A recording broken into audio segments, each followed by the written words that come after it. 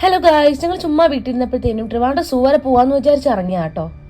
അങ്ങനെ ഞങ്ങൾ കടലേക്ക് കഴിച്ച് മ്യൂസിയത്തിനകത്തേക്ക് കയറി. ആക്ച്വലി എല്ലാം വീഡിയോ എടുക്കാൻ പറ്റിയില്ല. ഒരുപാട് മൃഗങ്ങളുണ്ടായിരുന്നു. കാട്ടുപോത്ത്, കുരങ്ങൻ, ഹെലിക്കൻസ്, ആഫ്രിക്കൻ പക്ഷികളെന്ന് ഞാൻ സ്വയമേ വിശേഷിപ്പിക്കുന്ന ഒരുപാട് വെറൈറ്റിയുള്ള പക്ഷികളുടെ ഉണ്ടായിരുന്നു.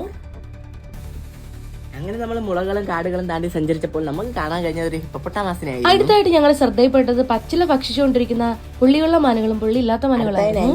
2 ലവ് ബേർഡ്സിനെ കാണാം നമുക്ക്. ഞാനും അനിയനും കൂടെ കത്തി വെച്ചുകൊണ്ട് അങ്ങോട്ടും ഇങ്ങോട്ടും നോക്കിയിരിപ്പുണ്ട്.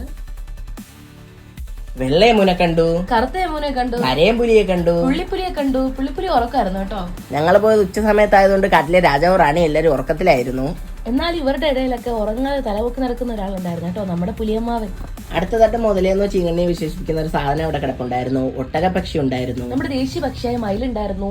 അപ്പൊ ഞങ്ങൾ ഇത്രയും വീഡിയോ എടുത്തിട്ടുണ്ടായിരുന്നുള്ളൂ കേട്ടോ. അപ്പൊ അത്യാവശ്യം നല്ല കാഴ്ചകളൊക്കെ ഞങ്ങൾക്ക് ട്രിവാൻഡ്രം സൂന്ന് കാണാനായിട്ട് കഴിഞ്ഞു. അപ്പൊ ഇത്രയേ ഉള്ളൂ ഇന്നത്തെ video. Thank you for watching.